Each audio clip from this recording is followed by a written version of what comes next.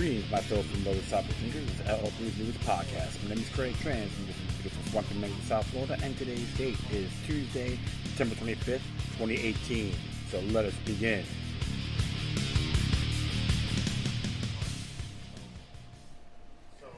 Alright, good morning to you, or whatever you're at around the world. Thanks for tuning in. Yeah, I know I did a show earlier yesterday morning, or earlier this morning. And I was done around 3 o'clock, and for the amount to do breakfast at 5. That's okay. It's all good. So, just doing my thing here. A little bit energized. Tired but energized at the same time. Guess many of you have that experience as well. But that's okay. It's all my blood. Alright. So I'm not going to do a little ranting at the moment. However, I'm going to start this off. Let's talk about a few things here.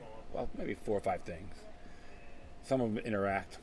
This one's entitled here, Deep State's Red October Plot versus the Terrorists Foiled. Arrest Order versus Senator Trillanes issued. This came out today. Philippines Regional Trial Court has issued a warrant of arrest to Senator Antonio Trillanes, one of the alleged ringleaders of the Red October plot to remove Duterte for having taken successive measures to limit the political and economic power of the local oligarch for his relentless anti-drug war against the CIA.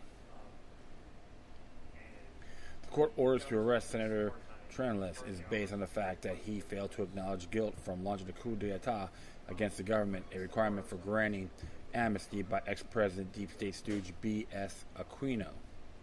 The defective amnesty grant to Trillanes is B.S. Aquino's security assurance should the senator launch the same coup d'etat against him.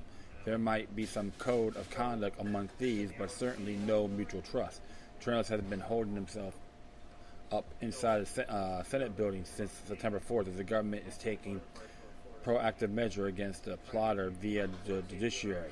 There's a video on here too, him being arrested, and there's an interesting interview too that happened as well on the Red October ordeal. And even what was interesting was Galvez, members from the Philippine Army, Galvez and Palmieri, I think his name is, talked about even how the communists were being infiltrated in the labor unions. Very interesting there, because if you really be very sincere, one of the main things, if the communists takes over the country, first thing they'll want to do is destroy unions. Period.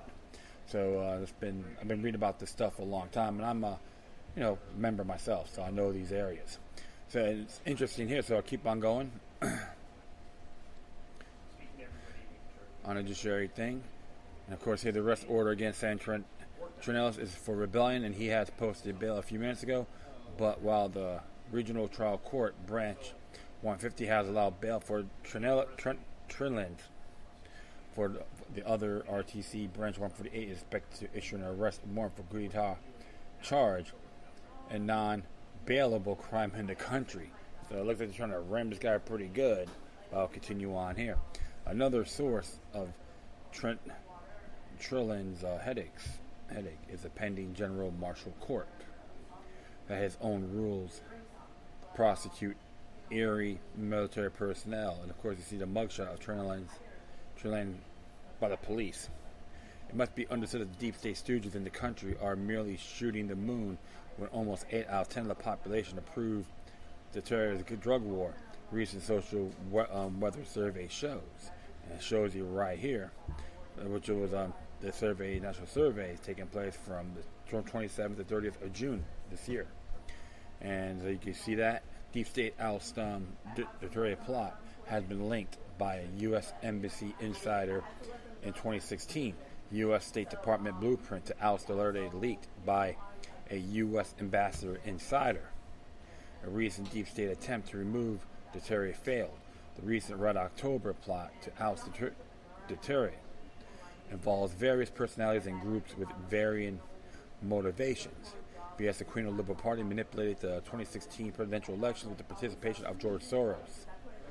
Yeah. Hopefully, all you Gillum worshippers are listening to this show. George Soros' Smartmatic AES implicated in the deaths of 44 SAF operatives for deliberately failing to provide airlift service to the same during covert Operation Insider, MLIF camp, multi-billion DAP, PDAF, malversation of public funds. Dengvaxia mass vaccinations of 830,000 children of ill-formed parents, 87 deaths and counting has been autopsied, indicating that they have died of massive hemorrhaging. Communist movement. Losing hundreds of carta is due to Duterte's livelihood and housing offered for every NPA combatant surrenderee. Oligarchy, massive expose of Aquino's administration, bank loans, condemnation, favoring some select oligarch families, systematic breakups of monopolies, awarding of Hacienda Lucita, among other agricultural lands, to land reform beneficiaries as ordered by the courts. Jesuit hierarchy. Massive expose on the dark side of the church, e.g. pedophilia, womanizing, solicitation of expensive cars, laptops from politicians, perennial political interference in spite of the constitutional separation between church and state. They do have that in the Philippines. Deep state Duterte's rearing away from the U.S. geopolitical orbit into Russia and China alliance, and his relentless anti-drug war against the CIA is illegal drug enterprise. We also received information much earlier that the U.S. Embassy political officer, CIA operative, went to the Senate last week to talk to the Senate president after the latter had been reported to be taking measures to make Senator Trillanes stay inside the Senate building uncomfortable. So it's interesting here, like a lot of cloak and daggering happening on what is occurring. So it's like this deep state ordeal, New World Order, communist, fascist, pseudo, whatever you want to call it, quasi-fascist, communist, doesn't matter. It's all part of the order, one world order. So Whoopi Goldberg, she's talking about who runs the deep state and when they've been doing it. To me, you're just another plant, Miss Goldberg, with that phony, bogus pen name of yours. That's why your show, The View, is nothing more meek and unmeritable. Tired of people's propaganda matrix, your herd-conformed rhetoric doesn't fly around me. That's just an example of what's going on in the Philippines. Like this person or not. We should not, United States, the CIA should not get involved in any foreign affairs. Blowback, like I tell folks. Read that book by Yamers Johansson. Plain and simple. But this is one thing with areas as an example of what's been going on. You can probably say the same the same bunch of Mickey Mouse clubs going on in the Philippines happening in Washington, D.C. as well. Ain't that great? Like Trump or not, they all want to get rid of them so they can all be free. No, because they want to control every single one of us. You talk to a guy who's real critical of President Trump as well. All right? So, speaking of that, we'll go here at News with Views. And it came out today. It's by Donna Watson. And it's entitled, Communists Working for Decades on Taking Over the United States. What else do you expect? Okay, I got to chime in here for a minute to put my 2 cents worth. I'm sure you've noticed how nuts the world has gotten, how unhinged, just plain insane some people have become. To be honest, I have to take the news in small doses these days.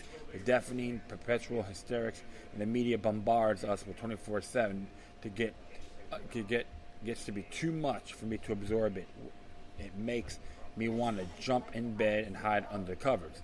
Between working full-time, carrying my household chores, husband, son, dogs, cat, bearded dragon, and finally moving my elderly mom to live with us, I sometimes feel close to flipping out, and the desire to run away hits me. But to my horror, it occurred to me, there is nowhere to go. Think about that for a minute. I have to agree, David, I said the same thing. I can't escape to Europe. They're overrun by Muslim sheetheads hell-bent on conquering the infidel countries they have invaded. Can't go, like you say, I'll keep going. Can't go to Latin America with the drug cartels slicing people up with machetes in the streets and corrupt government officials stealing from their own people. Africa's no vacation spot with this civil and racial violence. Can we say Club of Rome? New World Order 101? I can. Canada's Prime Minister, the bubble-headed socialist himbo, the male version of a bimbo Russia. Bimbo. Russia? What a dismal existed those poor folks have. No thanks. Most of Asia is desperately poor with either Muslim or communist rulers, so I'll pass on that. Middle East? Ha ha ha ha. Enough said. The Philippines and China just got slammed with the worst typhoon in recorded history. America has gotten smacked with the coast-to-coast natural disasters, from the destruction of Hawaii's volcanic lava flow to the current horror in the Carolinas. Nope, there's nowhere to run, no place to go. I can go to be free from monotonous verbal diarrhea of progressives, imbeciles, or the millennial age ignorance, insolence, and arrogance displayed by most of the useless, whiny generation to ever grace this planet. Social justice warriors, Antifa, run around with their cowardly faces masked, spewing exaggeration, rage, and violence, calling everyone fascist when they don't even know the definition of the word. Precisely, what do they hope to accomplish? Nothing, because they'll get rear-ended. They're going to get ramrodded in the end when they least expect it. They're just an example of the political snowflakes, rather than the left or right paradigm. Okay?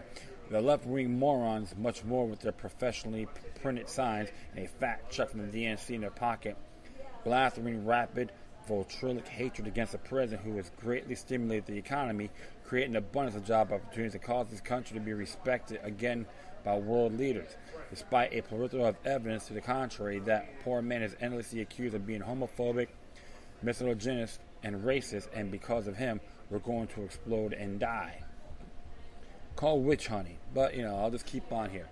This country is overflowing with an exponential increase in chaos, which is one of the goals of the loony left. They call for Trump's impeachment, but never detailed or produced evidence of what high crimes and misdemeanors he committed. They've got nothing. No supposed collision, no taking bribes on the table. His transgression? He had an audacity to speak the unvarnished, politically incorrect truth, resulting in his election by the grace of Almighty God, upsetting the globalist agenda to complete the demise of America.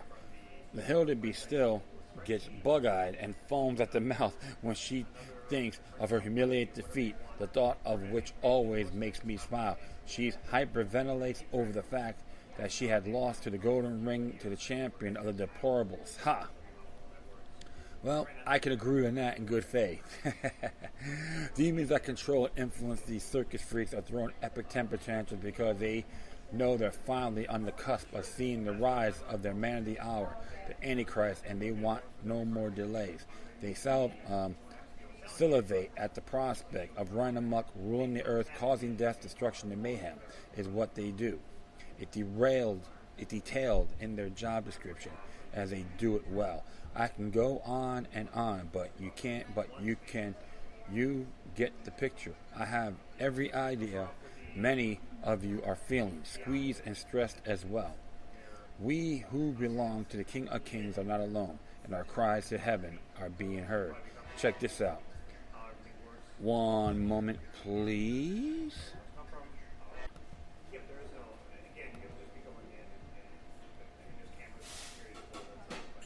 Check this out. We are troubled on every side, yet not distressed. We are perplexed, but not in despair. Persecute, but not forsaken. Cast down, but not destroyed. 2 Corinthians chapter 4, 8, verses 8 through 9. Paul experienced the same distress from the idiots he rubbed shoulders with that we feel today. At least we aren't in danger of going to prison or being flogged for our faith. Not yet, anyway. There are believers in this world who face horrific situations every day. All we're forced to do in America is endure the blithering, drooling stupidity of democratic socialists. The very term is an oxymoron. Why don't they cut the baloney and refer to themselves as they are? Communists. They've been working to take over America. They've taken over the United States for decades. Please review the following information to see how much they accomplished while we've been busy working to get ahead, buy more stuff, and raise our families, foolishly forgotten God in process. 45 goes as read into the Congressional Records 1963. After reading that, screw that, my mistake here. After reading that, considering the degradation of society across the world, I ask you, what else do you expect? That's a link you folks to read yourselves. If not, look at the Communist Manifesto. Those of us who have been watching and waiting for the snatching away of the bride for untold years have warned until we're blue in the face that we are indeed living in the very last days. I would venture to say we're now in the last seconds of the age of grace. Things are shaping up nicely in the end times prophetic sphere. So to those of you ready to ditch this joint and go home, keep looking up. Our redemption is really drawing close. To the lost, let me caution that the disasters and destruction we see in Hawaii and now in the Carolinas is just beginning of God's judgment on a country once blessed and protected like no other. People usually deliberately walk away from faith of her founding fathers, and who now casually blasphemies the holy name of Yahweh and His Son. Well, it depends how you look at that, folks.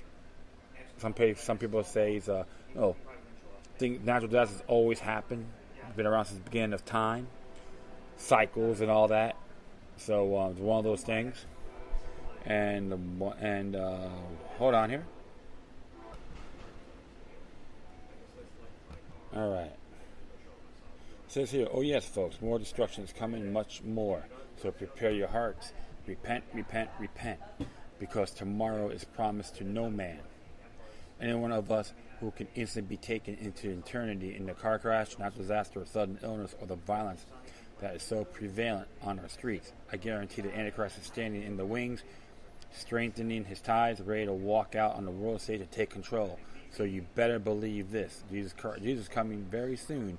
Watch ye therefore and pray always, that ye may be accounted worthy to escape in all things that shall come to pass and to stand for before the Son of Man. Luke 21:36.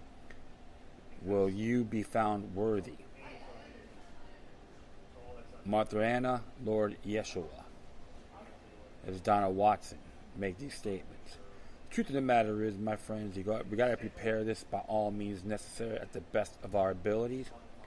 Like I said, yeah, it's good to have faith and work together with your neighbors. Love your neighbors and love yourself.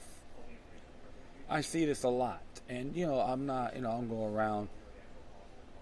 go around being biblically fanatic and like that, which I'm not condemning. I never really condemn.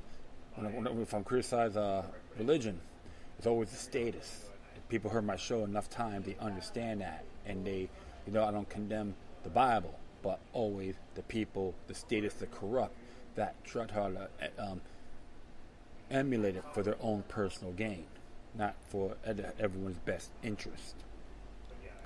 So that's one of the reasons why when I read stuff like this, I try to speak it more in a down to earth point of view, because it has to look at things in a bigger picture. Yes, the order is happening in front of our eyes, and people are learning these things. There's bigger fish to fry. Can't worry about the little petty stuff I see all the time. All the little self-conceited individuals out in the world. Not all, but a good amount.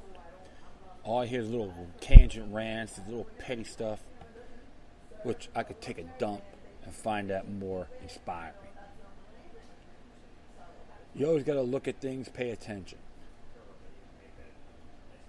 And that's one thing. That's one of the areas I focus on.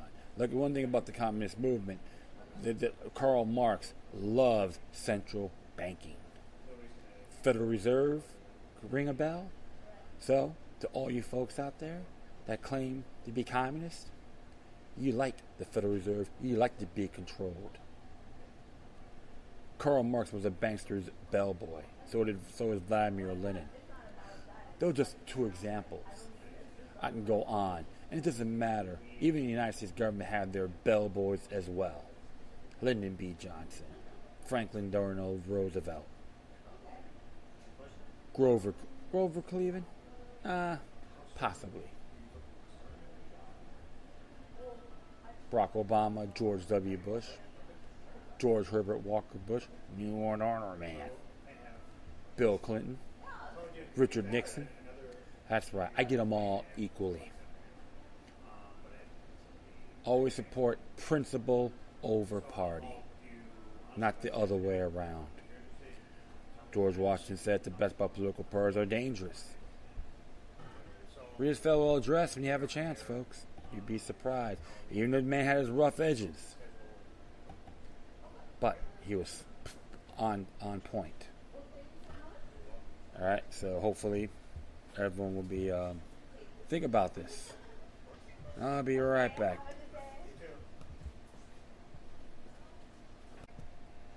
All right, so this next one here, this is by Land Destroyer Report. U.S. vows to overthrow Iran as terrorist targets Iranians. September 24th. This is by Tony Corlucci. Of course, he does NEO, New Eastern Outlook, but Land Destroyer is in that same subsidiary, so they're in that same bracket. It says here, terrorist attack on a military parade targeting civilians and military personnel alike, at least 29 dead and up to 70 more wounded in Iran's southwest region of Vows. At the same time, in New York City, U.S. political figures, including U.S. President Donald Trump's lawyer, Rudolph Giuliani, attended an expression of support for the revolution in Iran at the 2018 Iran Uprising Summit organized by Mohajiddin Kalak, or MEK. MEK is a terrorist organization that has previously killed U.S. servicemen and civilian contractors, but was removed from the U.S. State Department's foreign terrorist organizations list in order for the U.S. to more openly and directly support the terrorist front's efforts to destabilize and overthrow the Iranian government.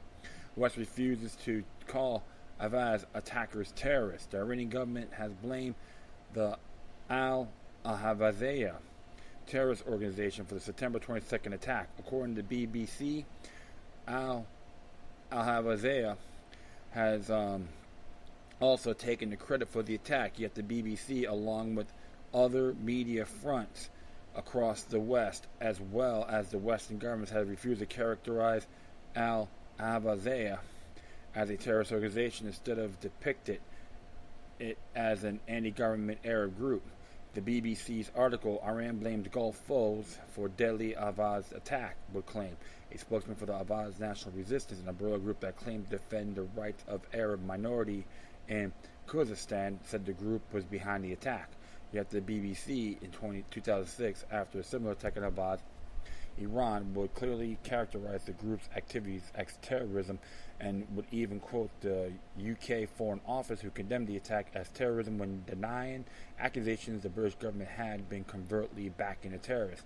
The BBC, in its 2006 article titled "Iran Accuses UK of Bombing Link," would claim.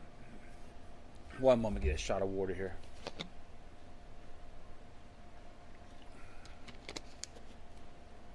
Thank you.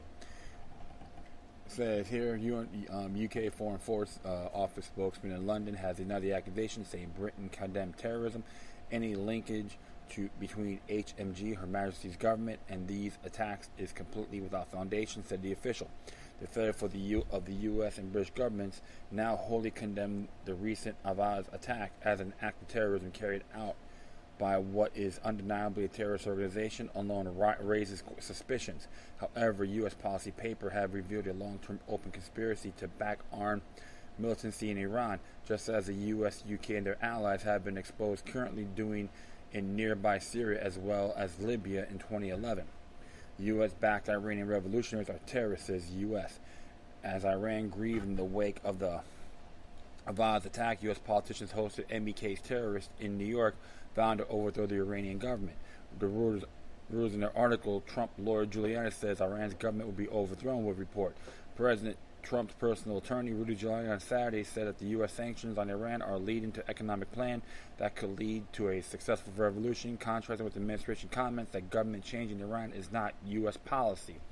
I don't know when we're going to overthrow him, said Giuliani, who spoke in his own capacity, although that he is a Trump ally. at an Iran Uprising Summit held by the Organization of Iranian American Communities, which opposes Tehran's government. Reuters would eventually avoid naming the National Council of Resistance of Iran, or NCRI, and MEK as the event's organizers, and would even crop a photo of their article Giuliani speaking to hide the NCRI's logo. While defenders of the U.S.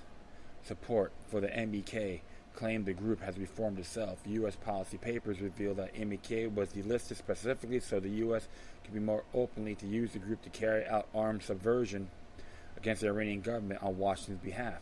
It should be noted that Giuliani, current National Security Advisor John Bolton, and many prominent U.S. politicians have lobbied for and attended MEK's events long before the U.S. Department delisted it as a foreign terrorist organization. The Brookings Institution in 2009 policy paper titled Which Path to Persia? Options for a New American Strategy Toward Iran, under the chapter titled Inspiring an Insurgency, Supporting Iranian Minority and Opposition Groups would openly admit, emphasis added, perhaps the most prominent and certainly the most controversial opposition group that has attracted the attention as a potential U.S. proxy is the NCRI, National Council of Resistance of Iran, the political movement established by the MEK, Mujahideen-e-Khalq. Critics believe the group to be an undemocratic, unpopular, and indeed anti-American.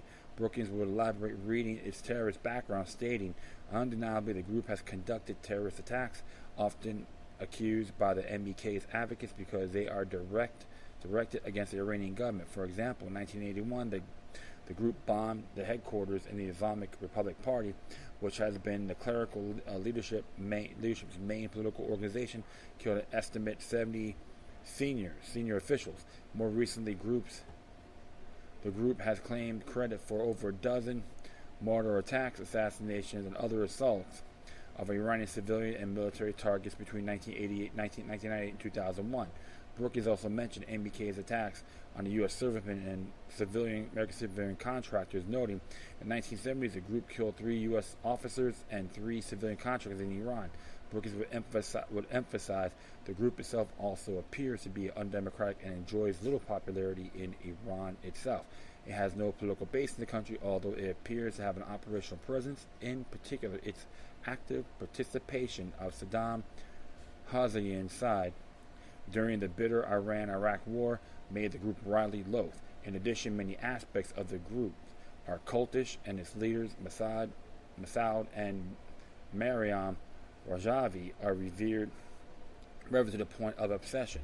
Brookings would note that despite the obvious reality of MEK, the U.S. could indeed use the terrorist organization as a proxy against Iran, but noted that, at the very least, to work more closely with the group, at least in an overt manner, Washington would need to remove it from the list of foreign terrorist organizations.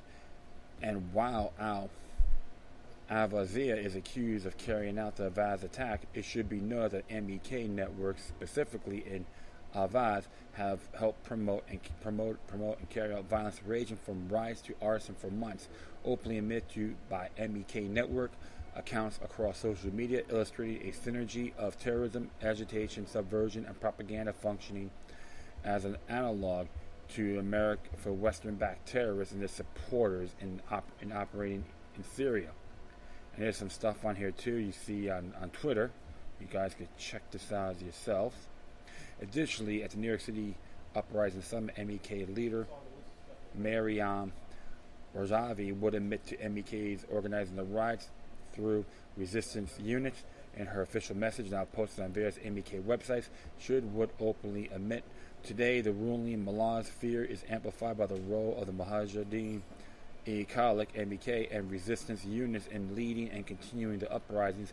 Regime analyst says the definite element in relation to the December 2017 rise in its organizations of rioters, so-called units of the rebellion, have been created and have both the ability to increase their forces and the potential to replace the leaders on the spot. The roadmap for freedom reveals itself in these very uprisings, in ceaseless protests, and in the struggle of the resistance units. Thus, while Iran mourned the wake of the Vows terrorist attack, Rajavi was broadcast a message in New York City gloating of her terrorist organization's capacity to sow violence and chaos across Iran. MEK al-Awaziyah and other terrorist groups operating within or along Iran's borders to do so with extensive admitted U.S. support. Iran's most recent accusations that the West and the Persian Gulf allies are behind terrorist organizations attacking Iran are difficult to dispute when U.S. politicians are consorting with literal terrorists in New York, calling for an uprising as terrorist attacks unfold inside Iran. More so when U.S. policy papers themselves admit that proxies of choice are undeniably terrorists, and supporting them must be done either covertly or after a thorough political whitewash. A similar process of whitewashing listed terrorist organizations occurred regarding Al-Qaeda affiliate, the Libyan Islamic Fighting Group, used by the U.S. and U.K. to overthrow the Libyan government in 2011. Delisted as a foreign terrorist organization. Good grief! And who was Secretary of State at the time? Hillary Clinton. To all you Hillary worshippers out there, better be paying attention, okay? Because one thing I know, if you're still crying because your queen, Jezebelian queen, lost the election, all this crap she pulled on our tax dollars, you still want to praise her? You're just a bunch of profounded, arrogant fools. All right. All the members by the 20 U.S. Department in 2015, before members of the terrorist front carried out a suicide bombing in Manchester, UK in 2011, killing 23, including the bomber. It's interesting because a lot of people, I'm still saying this about that particular group, that don't be surprised if they're connected to MI5 or MI6 and on the British government's payroll. I remember Kurt Nemo did a story on that. Spreading serious chaos to Iran before the war ends. U.S. engineered proxy war against Syria was always meant to eventually attacking, divide, and destroy Iran before moving them onward to Central Asia and southern Russia. As the Syrian conflict approaches its conclusion, and with that conclusion favoring Damascus and its Russian and Iranian allies, there is renewed impetus in Washington and among American allies to spread the war into Iran. Sanctions, subversion, terrorism, and eventually direct military confrontation are all options either already being exercised or being prepared to confront and overthrow Tehran's political order. By now, even the most casual observers, it should be clear that it is the West, not Iran, who presents the greatest threat to global peace and stability, sponsoring the very worst terrorist organizations on the planet, carrying out heinous crimes against the populations of Syria, Iraq, and Iran as a result of being granted impunity and given endless resources by the West, allowing the menace of the Western Republic as well as amplified illustrated during the 2017 Manchester attack. And I have to agree, there's always a connection. How deep does the rabbit hole go? And I know one thing, my friends, it is very potent. It smells rotten. Time and time again, a lot of us talk about these things, about imperialism is nothing more than a monumental deception, New World Order 101. But you got a lot of folks out there still worship these idiots, fools, globalist hacks like Rudolfo Giuliani and Hillary Clinton. That's right. Don't give a damn what party position they're in. They're both pathetic. There's a couple of examples, my friends. This is why we need to bring all our troops home. Support a republic, not an empire. If these bastards like Rudy Giuliani want to support the overthrow of Iran, want to go to war with Iran, and all these little loudmouth, pencil-neck twits with Palmolive hands, throw them in the front line. Let's see how tough these people are. Please, put in Hillary Clinton there as well. And the rest of the hacks, including Michael Bolton. And all of these neocon douchebags under the Trump administration as well. That's why I'm pretty damn fair about that. When you folks going to learn, past today's greatest teacher. Don't be a habitual screw-up. Pay attention. And call these people out. Call them up. Here's my name, here's my number. Call me up if you have the guts to respond. That's saying you're not more than a bunch of treasonous quacks as far as I'm concerned. New World Order douchebags. I'm sorry, I just get a little bit disturbed because is like the same old song and dance, and people still worry about their American Idol and what's on all these stupid, bogus TV shows, and who's laying who. That's not important. This is what is, because your money is being extorted. Talk about the brothers and sisters in the United States. It's being extorted. They was talking about, I'm against socialism because we can't spread the wealth, but they support giving foreign aid to Israel. Come on. Same thing, different package. Prove me wrong, you Israeli worshippers out there that will belly up for Benjamin Netanyahu. Yeah, I know I got my little rant, but this is the kind of mood I'm in. I get inspired by this stuff. All right. Next one here, my friends, came from the Freedom article, Get a Dose of the Truth, came out today. It says here, Google's Project Dragonfly helping Chinese censorship run rampant. Dragonfly, or Project Dragonfly, is a name for Google's recent attempt to break into the Chinese market just like Apple, Facebook, and other tech giants. Google has shown itself to be willing to bend over backwards to do business with totalitarian communist state and the most popular country on earth. A leaked memo proves that Google has been planning Project Dragonfly to tailor their search engine capability to the Chinese-style censorship. Dragonfly allegedly contains code that requires users to log in to perform searches while censoring the search results for certain items, for certain terms. It tracks a user's location and shares the data with the Chinese partner, meaning that ultimately it would end up in the hands of the ruling Chinese government. Yeah, could we say New World Order 101? Yeah, I know Lord Rothschild is climaxing to this stuff. Dragonfly censorship. So what data exactly does Dragonfly gather and how? A Google memo reveals that the prototype plans to force users to sign in and connect users' searches with their personal phone number. User movements will be stored along with IP address of their device and links they clicked on. Additionally, content which deemed sensitive and inappropriate by the Chinese government would be encoded not to return any search results, such as content related to democracy, human rights, and peaceful protest. The Intercept reports previously undisclosed details about the plan obtained by the Intercept on Friday show that Google compiled a censorship blacklist that included terms such as human rights, student protests, and Nobel Prize in Mandarin. Since Google is operating Dragonfly as a joint venture with the Chinese company, the data would end up in the hands of this company, which would make it easy for the Chinese government to get a hold of it. Thus, Google is helping to create a situation where people can only access limited information and are intimidated not to search for any controversial information, but they cannot do so anonymously. Dragonfly fits right into Sesame Credit. If you're a Chinese citizen, you want to search for anything outside the accepted limits of political discourse or even the norms of perception, small as they are for most people, knowing that merely searching for it would be a place you on a blacklist, then get you punished, euphemistically re-educated, or killed.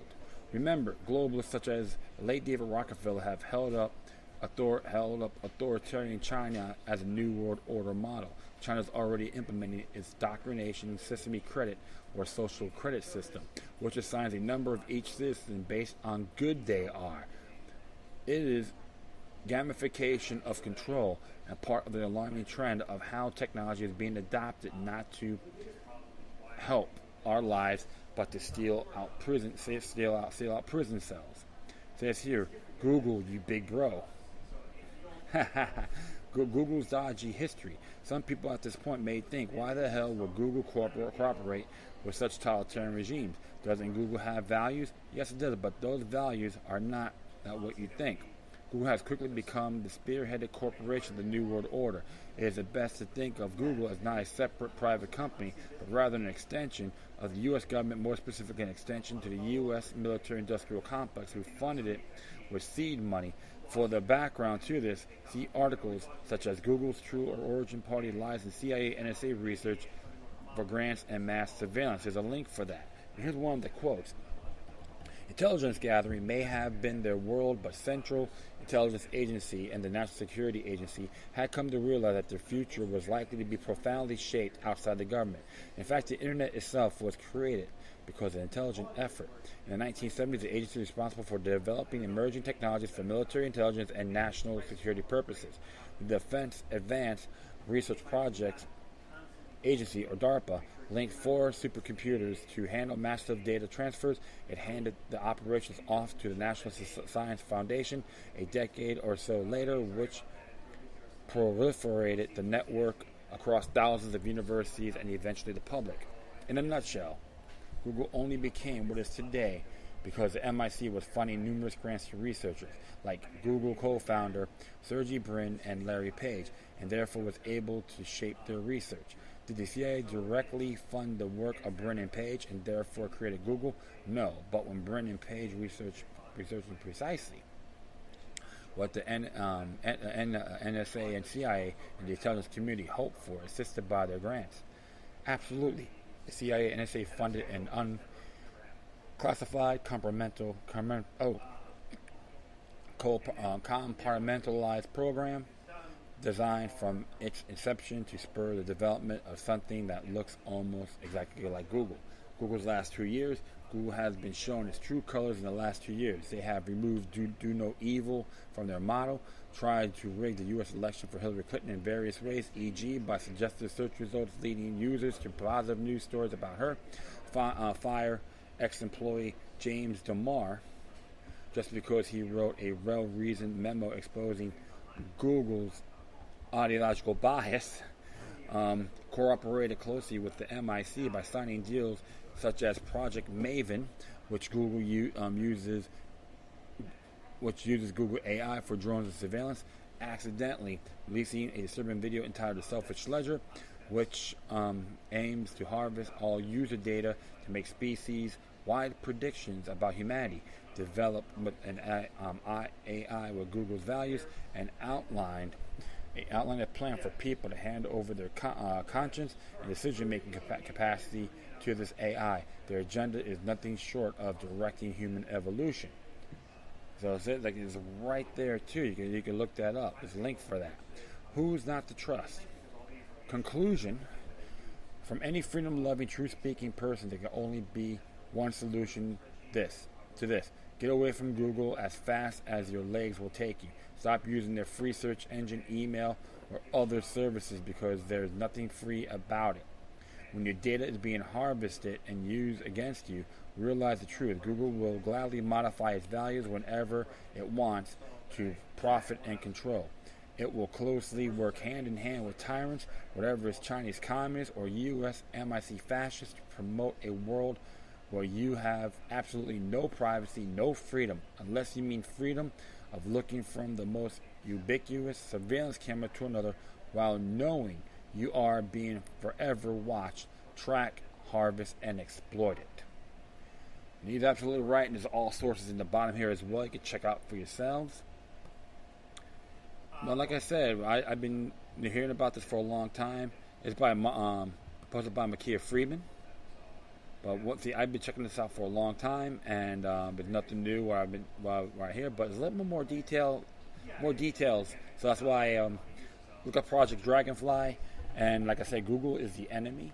So I think I have a Gmail account, and that's really it on that. And I have other options, so I'm starting to use that as well. But my friends, you gotta always look at the bigger picture. And look, one thing I gotta say about these mainstream high-tech sites, I love using the enemy's tools. I'm not ashamed to say that. But doesn't mean I'm gonna get too personal. Because the truth of the matter is, I know who my enemies are and don't need to multiply them. And you should do the same thing. All right, I'm gonna do one more segment. I'll be right back. All right, gotta do one more here, my friends. And this is some good news, interesting news here. Came out yesterday by Free Thought Project, and it's by Jack Burns. It's entitled Black Students March on OSU with an AR-15 to show self-defense has nothing to do with race. A group of black gun rights activists open carried at OSU campus to protest the gun-free zones on college campuses and advocate for every student's right to defend themselves with a firearm. Followed a car-ramming knife attack at Ohio State University in late 2016. A group of white students organized an open-carry gun walk on campus to promote students' rights to self-defense by firearm. Somali-born student Abdul Razak Ali Artan used his car to run over his fellow students and exited the car to slash people with a knife. Artan was then shot dead by campus police, but not before 13 students and staff were injured in the attack. Instead of praising the Second Amendment, a group of 10 anti-gun faculty members wrote a letter of commendation to the campus newspaper editors.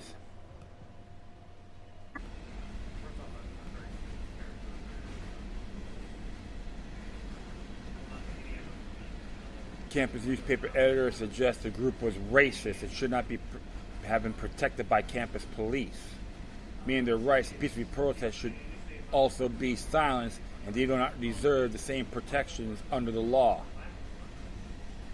I gotta say one thing about these faculty members. They're not more than pretentious saps. Yeah, I could say that. You don't know what the hell what racist is. Excuse my language. Excuse me. You got a bunch of dummies out there in these high positions making more money than you and I, and they believe they have all the answers. Continue on here. Black students who believe in their rights to self-defense decided last week to challenge the notion and engage their fellow students in debate about the rights to defend themselves with a gun. Kendall Arroyo, a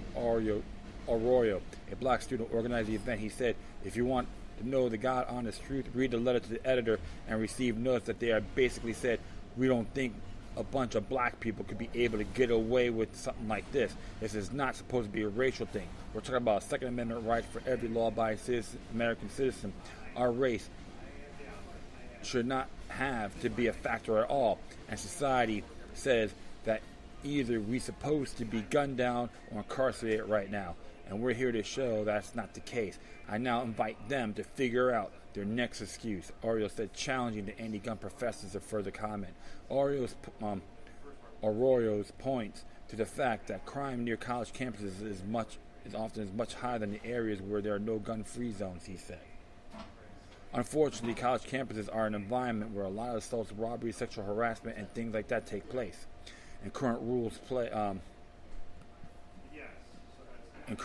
state that students and faculty are not allowed to carry. If that were to change, we might actually see a decrease of those kind of crimes. Also noteworthy of Arroyo's contention in self-defense is not a racial right but a human right. Everyone has a right to defend themselves by any means necessary, which include a firearm, even in gun-free zones such as college campuses. Federal law may limit and where students can defend themselves, but Arroyo believes it is unconstitutional to establish such zones whereby students cannot effectively protect themselves. When discussing open carry and Second Amendment rights, Arroyo concluded, "Our race and ethnicity should not be a factor at all." Anti-gun students point out the fact that Artan was killed with moments attacking his fellow students and staff on OSU campus. But even though Ardan was killed within 2 minutes following onset of his attack, one gun-carrying black student described the mayhem as a potential mass murderer could inflict had he or she been equipped with a firearm. Jordan Telty noted OSU's anti-gun policies will not stop mass shooters from the shooting OSU. He stated he was currently carrying 261 bullets and 2 guns with him, he said. How much damage could someone that has this weaponry inflict on the student population before the police come there to save them? You should have that. You should have the right if someone starts shooting up your dorm to protect yourself. Hopefully all you nutbags out there learn, because you haven't learned a damn thing on what happened in these other mass shootings in colleges, high schools, okay? Etc. Telly equated OSU's current policy disallowing students from defending themselves against an attacker as hiding in the corner or being like a fish in a barrel. Ultimately, the student becomes a victim. Both groups of gun rights activists want concealed carry to be allowed on campus for the protection of students. Currently, there are 12 states which allow concealed carry permit holders to carry their firearms on campus. Ohio is not one of those states. I do find it's really pathetic by these stupid dumbed down, arrogant psychic vampires, which are called these professors, had the audacity to make these stupid ass comments. Yeah, I can say that. God, people like that deserve a good whack upside the head, symbolically speaking. You know why? Because it's the only language they can comprehend, because they're still obtuse in their own la-la land. In all those areas, my friends, I've been saying it for a long time, the police aren't obligated to protect you as an individual. And all these mass shootings you hear, even Parkland for an example, regardless, I'm not afraid to call it as I see it. At least I let everyone know Scott Israel's not my sheriff. He still is today. As far as I'm concerned, he's a sworn enemy to freedom under a Declaration of Rights.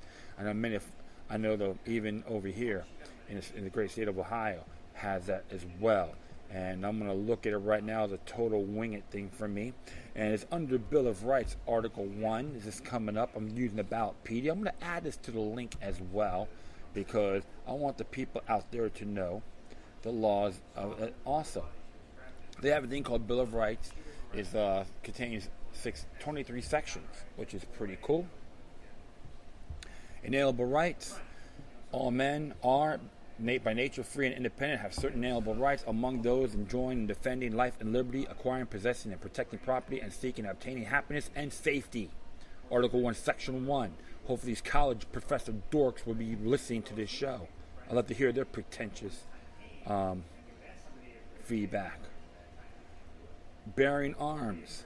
Article 1, Section 4. The people have the right to bear arms for their defense and security, but standing armies in time of peace are dangerous to liberty and shall not be kept up, and the military shall be in strict subordination to the civil power.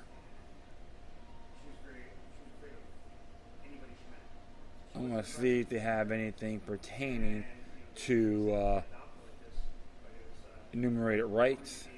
So you got 1 and 4, Article 1 to be exact. And I'm just going to head all the way down here.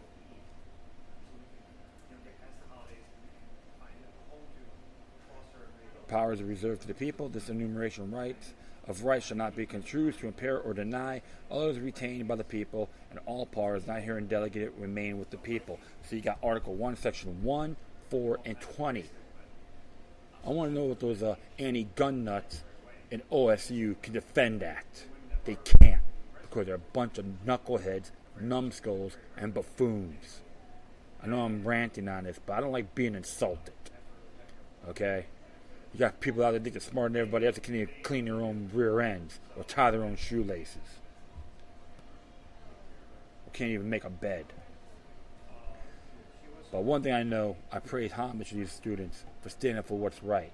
Natural self-defense is righteous, regardless where you're from, what your gender is, etc. Keep it up to those folks up there from OSU. You got my support and eternal homage.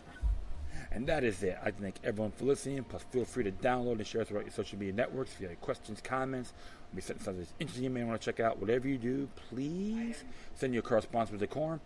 And I'll post all my social media sites and email addresses on my Spreaker page. And that is it. Once again, thank you for your time. Plus, always remember that demoniac resistance is healthy for the soul and can liberate humanity. Until next time, take care of yourselves. Keep on spreading the love. And may guardian spirits be with you.